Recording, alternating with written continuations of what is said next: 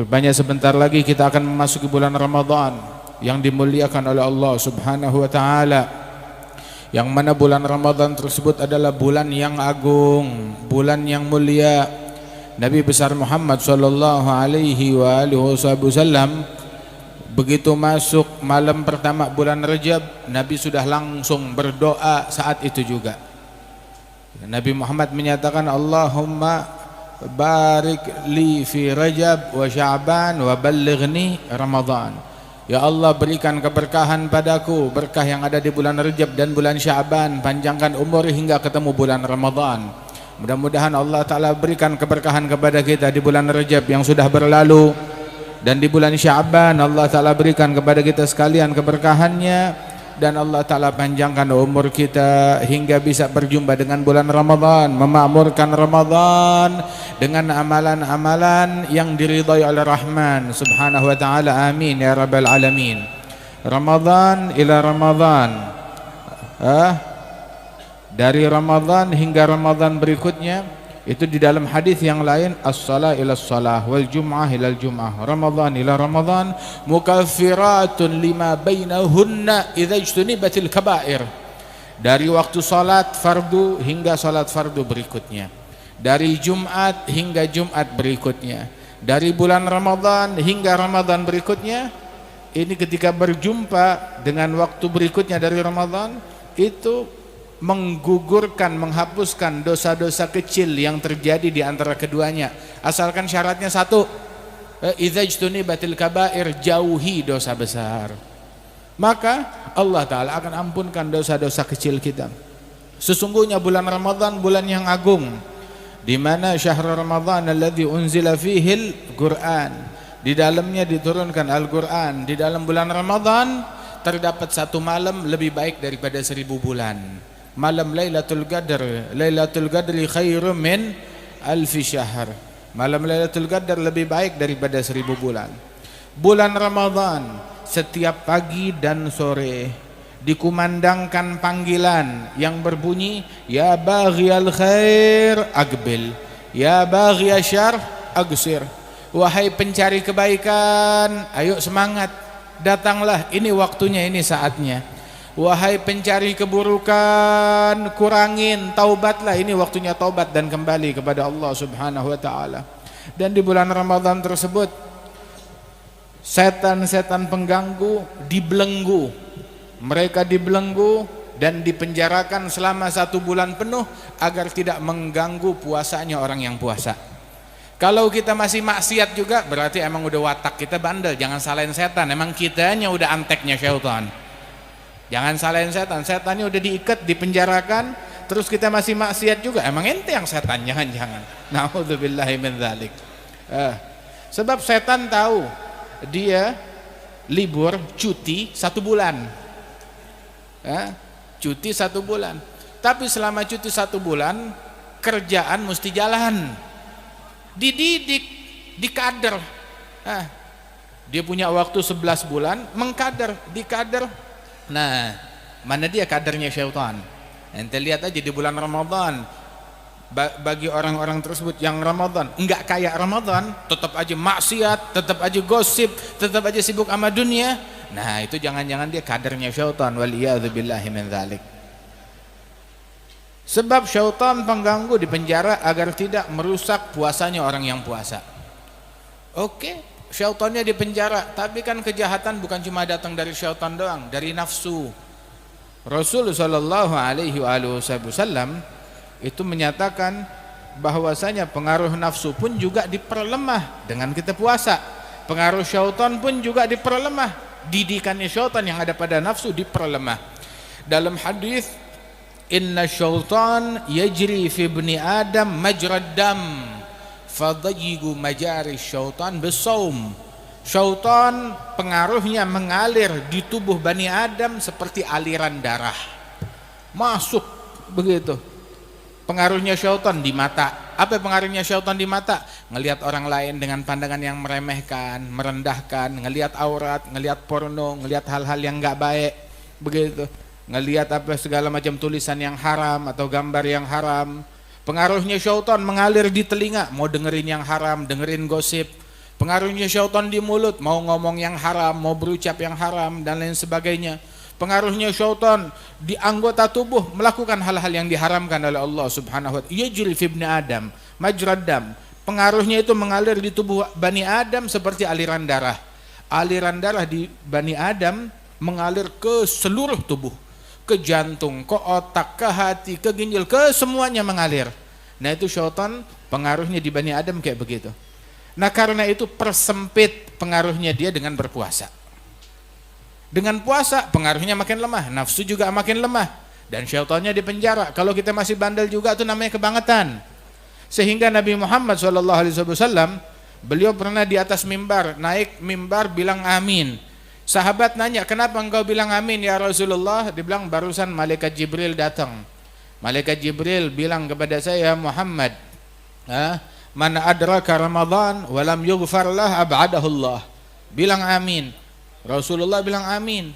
Ya Rasulullah, yang ketemu bulan Ramadan tapi belum diampuni dosanya oleh Allah Ta'ala, ini orang sial, semoga tambah sial, tambah jauh dari Allah. Bilang amin. Nabi sumpahin, amin, disumpahin nama Nabi Muhammad SAW. Lah kan kita nggak boleh nyumpahin orang. Kenapa Nabi nyumpahin orang? Bukankah Nabi rahmatan lil alamin? Kenapa nyumpahin orang? Nabi Muhammad tidak menyumpahi kecuali orang yang memang udah pasti dia sial, celaka. Nah itu yang disumpahin oleh Nabi Muhammad. Orang yang sial, celaka, itu yang disumpahin oleh Rasulullah. Kalau yang nggak sial, yang punya potensi keberuntungan, harta sedikit, nggak bakalan disumpahin oleh Nabi Muhammad. Tapi yang udah nggak ada kesempatan untuk untung, nah itu yang disumpahin oleh Rasulullah SAW. Nabi sumpahin, biar orang yang ketemu bulan Ramadan, tapi dia nggak diampunin dosa, ini emang ini orang udah sial. Sebab kalau ada orang di bulan Ramadan nggak dapat ampunan, terus kapan mau dapat ampunan? Bulan Ramadan dia tidak menjadi baik, terus kapan mau jadi baik? Bulan Ramadan dia nggak jadi istiqamah, terus kapan mau jadi istiqamah? Berarti ini orang nggak ada harapan untuk jadi benar. Sebab musim baik, bulan baik, waktu yang baik, tapi dia nggak bisa jadi orang baik, ya berarti ini orang nggak ada kesempatan untuk jadi orang baik. Semoga ini orang tambah jauh dari Allah Ta'ala. Bilang amin, disumpahin oleh Rasulullah SAW. Awas, jangan kamu tergolong sebagai orang yang sial tersebut. Jangan ada keluarga kita, anak kita tergolong sebagai orang yang sial. Waliyadzubillahi min dzalik. Illam yughfar lahu fi Ramadan famata, kata Rasulullah. Kalau enggak diampunin di bulan Ramadan, terus kapan lagi diampunin oleh Allah Subhanahu wa taala? Ramadan banyak kesempatan untuk meraih keberuntungan. Apa? Bayangin, pahala yang sunnah dilipat gandakan hingga menyamai amalan yang fardu di bulan Ramadan. Dan apabila seseorang mengerjakan amalan yang fardu di bulan Ramadan, ibadat yang fardu, pahalanya dilipat gandakan seperti 70 fardu di luar bulan Ramadan. Kalau dia terus nggak diampunin dosa, ya berarti emang ini orang sial banget, kelewatan. Dikatakan bahwasanya di bulan Ramadan tersebut, di malam pertama Allah Ta'ala memberikan ampunan kepada semua orang. Semuanya dapat ampunan. Semua. Kecuali orang yang di dalam hatinya ada dengki, benci. Benci kepada muslim lain. Tahu kan muslim? Siapa itu muslim? Yang ngucap la ilaha illallah. Dia ngucap la ilaha illallah, dia muslim. Oh tukang maksiat, tukang ini, tukang itu segala macam. Kerjaannya ini, kerjaannya begitu. Muslim bukan? Muslim. Ya udah. Kita nggak boleh dengki, nggak boleh benci sama muslim lain. Yang dalam hatinya ada kebencian sama muslim lain nggak dapat ampunan. Begitu juga Qati' rahim, yang mutusin silaturahmi. Akli walidain, yang durhaka kepada ibu bapak. Mudminil khamar, yang kecanduan minum-minuman keras. Jadi 4 orang ini biar kata dia melalui 1000 Ramadan nggak bakalan dapat ampunan dari Allah Subhanahu wa taala. Waliyadzubillahi min dzalik. Rugi kan orang yang macam begini? Nah, kita dari sekarang nih sterilkan diri kita. Jangan benci sama orang, jangan putusin silaturahmi, jangan durhaka, awas jangan kecanduan narkoba atau minuman keras. Jauhi nih perangai-perangai yang buruk ini. Bahkan ada malam yang sebentar lagi nih, namanya malam nisfu Sya'ban.